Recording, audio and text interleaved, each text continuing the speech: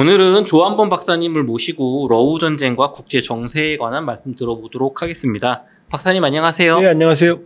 박사님, 그 러시아 우크라이나 전쟁이 지금 되게 관심도가 높아졌는데 예. 지금 전황 상황이 좀 어떤가요? 예, 전황 좀 정리할 때가 됐죠. 네. 지금 한번 상황을 보여드릴게요. 자, 이 그림 보시면요. 이게 전쟁 전 2014년의 이 지도거든요. 네. 보면 여기 색칠해진 부분, 크림공화국이 있고 도네츠크 루간스크가 있죠. 네. 이건 2014년에 크림반도는 러시아가 강제로 뺏어가고 네. 군대가 진입해서 도네츠크 루간스크는 친러의 주민들이 반란을 일으켰어요. 아. 이게 그래서 내전 상태에 돌입한 거거든요. 네.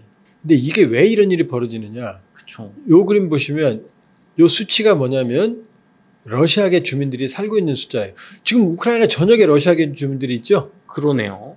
그런데 제일 많은 데가 어디예요? 크림반도죠. 네, 58. 이거는 여기는 원래 러시아 땅이었거든요. 아, 그래요? 근데 행정적으로만 1954년에 후르시초프가 예. 그냥 기념으로 예. 베레아 슬라브 지역이라는 게 있어요. 우러간에, 예. 러우간에. 300주년 기념 너 가져 행정적으로만 준 거예요. 아, 원래는 러시아 땅이에요. 땅이다. 한 번도 크림반도는 이미 사망한 작고한 헨리 키신저도 크림반도는 한 번도 우크라이나 땅이 적이었던 적이 없다. 러시아 영유권 인정하는 이렇게 얘기했어요. 이러면 우크라이나 사람 돌맞을지 모르겠지만 이거 러시아 땅이에요 원래. 그러니까 뺏어갔어요. 네.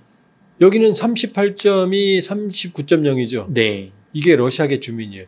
나머지는 다 우크라이나인이라는 얘기는 아니에요. 섞여 있어요. 아. 그러니까 요거의 선이 있죠. 여기 네. 드니프르 강이거든요. 네. 이렇게 네. 이렇게까지 이어지는 요 강을 중심으로 물리적 단절이니까 역사적으로 이쪽은 서유럽 네. 영향을 많이 받았고 우크라이나 민족주의가 강해요. 아.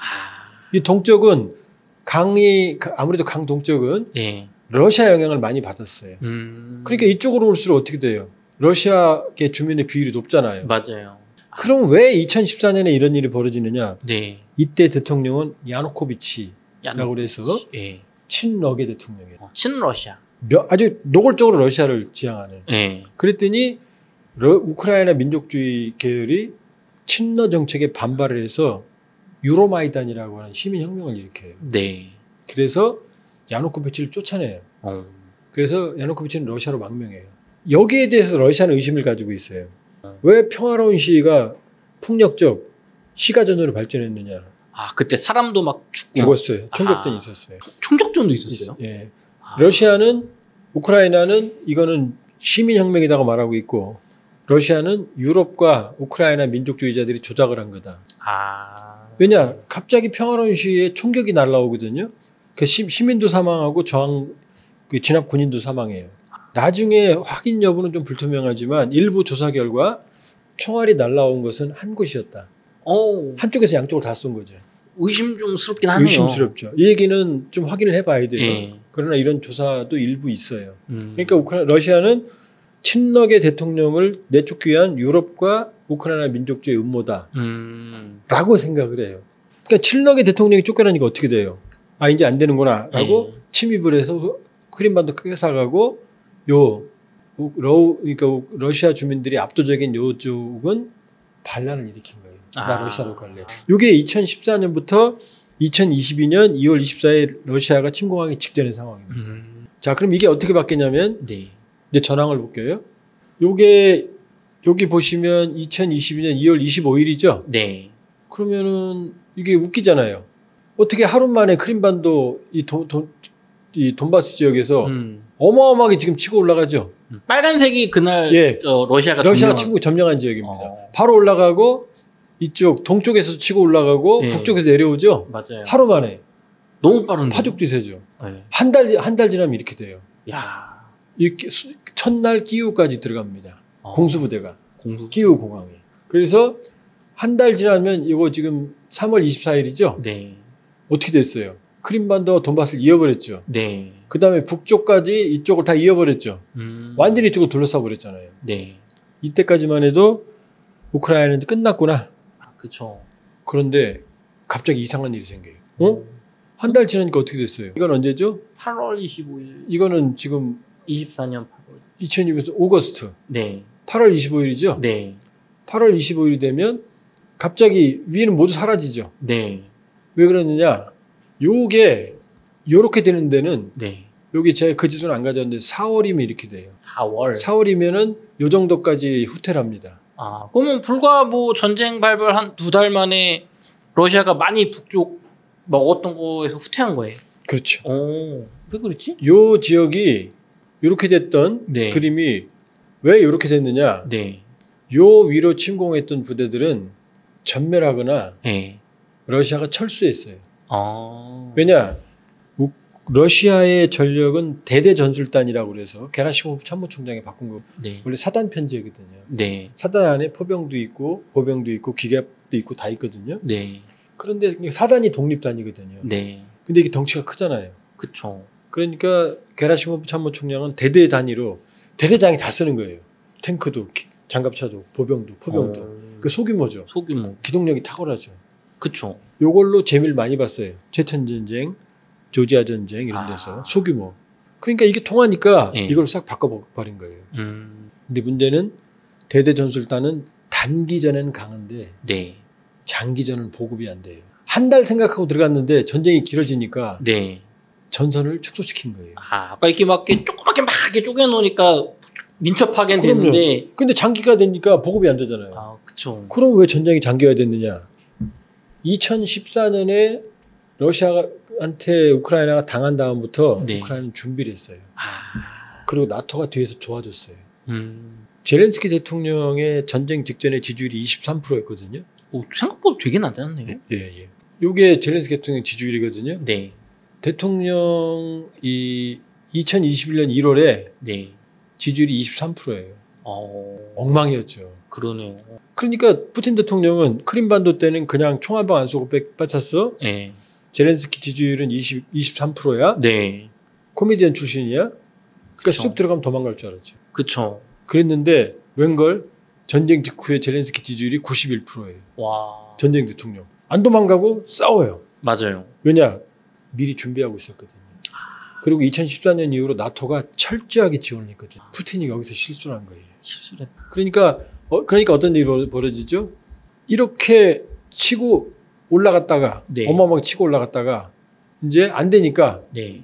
후퇴를 해버리는 거죠. 이제.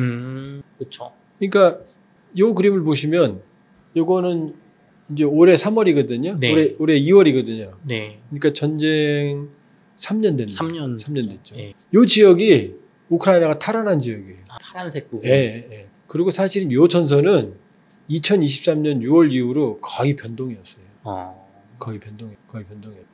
그런데 어떤 일이 벌어지냐면 2024년 8월이냐면 네. 여기 8월 25일이거든요. 네. 2024년. 네. 요거는 여기는 모두 우크라이나 영토를 러시아가 뺏은 거거든요. 네. 근데 여기 숨이라고 써 있죠. 네. 요 위에가 쿠르스크예요, 유명한. 여기입니다. 근데 8월 6일 날, 7일 날경 갑자기 우크라이나가 여기를 치고 들어가요. 러시아 영토로. 이게 한 3주 만에, 2주, 3주 만에 빼앗은 쿠르스크의 영토예요. 우크라이나가 빼앗은.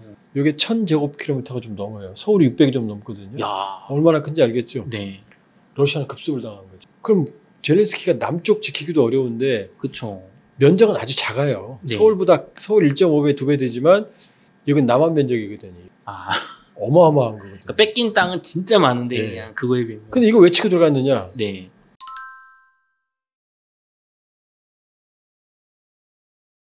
푸틴의 자존심이죠. 러시아 본토를 뺏긴 대통령이 된 거잖아요. 언제? 2차 세계대전 1945년 이후로. 푸틴의 자존심을 건드린 거죠. 그쵸. 그러니까 젤렌스키는 이걸 영토를 가짐으로 해서 어마어마한 협상력이 생기는 거죠. 이제. 그러니까 푸틴의 자존심을 건드리고 강제 휴전할 때 협상력이 생기는 거잖아요. 그러니까 푸틴은 어떻게 하죠? 저건 반드시 뺏어야 될 거 아니에요. 그렇죠. 우리 영토를 뺏고서 협상을 해야죠. 그렇죠. 그러니까 이제 뺏기 시작해요. 빨간 건 러시아가 회복한 지역이에요. 이건 2024년 12월 말이 되니까 거의 절반 가까이 뺏었죠. 많이 뺏겼는데. 빨간 건 뺏은 거고 네. 노란 건 러시아가 우세한 지역이거든요. 네. 이제 계속 뺏겨요. 네. 자, 더 뺏겼죠 이제. 더 뺏겼죠. 얼마 안 남았어요. 예, 얼마 안 남았죠. 2월 25일, 23일이니까. 네. 근데 이제 이건 최근입니다. 이거는 3월 6일이거든요. 네.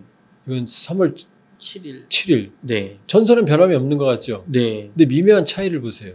요쪽은 요게 빨간 게 국경선이고 네. 요게 네. 여기 노란 게 러시아가 들어오는 거예요, 지금. 우크라이나 영토로. 아. 요걸 지금 요 영토 여기는 변함이 없지만 네. 여기를 보세요. 여기를 이어버렸잖아요, 지금. 네. 노란색이 넓어졌죠? 맞아요. 그러면서 이거 어떻게 돼요? 3월 8일. 훨씬 이거 커졌고 네. 이쪽이 뚫리잖아요, 이제. 아, 지금 뭔가 막 네. 이렇게 막 잘못하면 요게 끊기면 요게 포위되거든요. 그쵸. 요게 뭐 10,000명 포위됐다 이런 게 3월 8일 9일 날 나왔던 뉴스가 이거예요. 아. 끊어지면 고립되거든요. 그쵸. 그리고 이제 요게 3월 8일이고 비교 때문에 가져왔거든요. 네. 이 부분이 없어졌잖아요, 지금. 3월 9일에는. 야, 거의 지금 뭐 다 포위. 그게 이제 전멸. 가스 파이프 타고 그 러시아 분들이 방독면 쓰고 침입 기습하고 이 얘기입니다, 지금. 아. 그러니까 이 부분이 지금 없어졌잖아요. 네. 없어졌죠? 네. 그리고 이 부분에 지금 파란 부분들이 좀 보이죠? 네. 아, 지금 고립된 거예요. 예, 고립된 겁니다. 그러니까 지금 이쪽은 또 이 부분도 여기도 지금 끊기려고 그러죠. 맞아요. 네, 여기도 지금 끊기려고 그러죠. 네. 지금 요게 이 최근 요 며칠은 네. 워싱턴에서 트럼프 젤렌스키랑 싸운 다음에 네. 무기 지원 중단하고 정보 중단하고 예. 요 후유증이 요 며칠간에 나타나요. 지금 보니까 거의 막 며칠 사이에 엄청 무너지고 있는 것처럼 그러니까 보여요. 미국이 어뜨고 싶어서 다시 정보 제공을 한다고 지금 결론이에요. 아. 왜냐? 미국이 노린 거는 저렇게 압박을 받으면 항복하겠거니 실제로 항복하고 이제 간다고 그랬고요, 젤렌스키가. 네. 근데 전선이 뚫려버리면 미국 책임이잖아요. 아. 지금 그러니까 지금 어뜨거 상황이 돼버린 거예요. 그러나 여긴 쿠르스크고 네. 푸틴으로서는 반드시 살아내야 될 거 아니에요. 왜냐? 트럼프가 지금 종전하려고 그러니까 네. 여기는 체면상 반드시 회복을 하고 휴전해야 될 거 아니에요. 그쵸. 그러나 이 전선, 이 주전선은 거의 네. 전쟁의 99%를 차지하는 전선은 거의 변함이 없어요. 아. 지금 이 격전은 네. 쿠르스크에서 벌어지고 있다. 그러니까 푸틴은 아마 이걸 다 회복하려고 할 거고 네. 일부 보복해야 되니까 네. 우크라이나 영토까지 확보하는 게 지금 목표예요. 아. 그러나 푸틴도 깊숙이 못 들어와요. 그럼 또 기습을 당하니까. 음. 요게 지금 전황입니다. 그렇군요. 그러면 박사님 지금 우크라이나가 막 보도에서는 거의 막 무너지는 것처럼 전선이 보도가 되고 있는데 쿠르스크는 그렇게 될 수 있지만 그 주전선인 동남쪽 뭐 돈바스 이쪽 전선은 좀 견고하게 잘 버티고 있는 건가요? 예, 거기는 교착돼 있어요. 그런데 아. 이제 지금 우크라이나 전쟁 수행 능력의 네. 50에서 55%는 우크라이나가 무기 자체, 네. 25% 정도는 나토, 네. 한 20% 정도가 미국이거든요. 네. 근데 이 미국이 핵심이에요. 20%밖에 안 되는데 핵심이에요. 그게 핵심이에요. 자동차로 치면 엔진이에요. 아, 제일 중요한 거. 예, 제일 중요한 거예요. 정보, 모든 정보. 그 다음에 에이티캠스 같은 핵심 전략 무기들. 이걸 끊어버리면 전쟁을 못해요. 아. 그러니까 미국이 그걸 압박을 하고 있는 거고. 예. 그런데 자, 이 그림을 보시면 그럼 미국이 우크라이나를 지게 만드느냐? 그럼 이게 지금 전쟁의 원인이거든요. 네. 이게 우크라이나 영토거든요. 네. 러시아와 유럽을 연결하는 다리죠. 그쵸. 고속도로예요. 이걸 러시아가 먹으면 유럽이 다 뚫려요. 폴란드 뚫리고 독일이 뚫립니다. 아, 그쵸. 이걸 우크라이나가 나토에 가입하면 어떻게 돼요? 러시아 아무것도 없잖아요, 지금 옆에. 아, 그럼 러시아가 엄청 위협을. 심장이 뚫리는 거예요. 그러니까 요게 지금 쿠르스크고 네. 요게 남부거든요. 네. 남부에서 치고 올라오면 어떻게 돼요? 이게 다 뚫리면 이걸 뚫리게 그럼 미국이 내버려 두겠어요? 안 될 것 같은데. 그건 내버려 두지 않죠. 아. 지금 젤렌스키 대통령을 교육시키고 내 말 들어 하는 거지. 이걸 뚫리게 둔다 그러면은 그럼 이제 유럽은 극단적으로 파병까지 하게 돼요. 나토. 전쟁이 더 커지죠. 그쵸. 그러니까 이 부분은 전선이 뚫리기 쉽지 않고 네. 이 쿠르스크 같은 경우 이 지역은 푸틴 입장에서는 반드시 회복을 해야 될 거 아니에요. 네. 휴전하고 싶은가 본인도. 그쵸. 이걸 완전히 회복하고 휴전을 해야지 본토 뺏긴 다음에 휴전하면은 체면이 안 살잖아요. 그쵸. 젤렌스키 입장에서는요.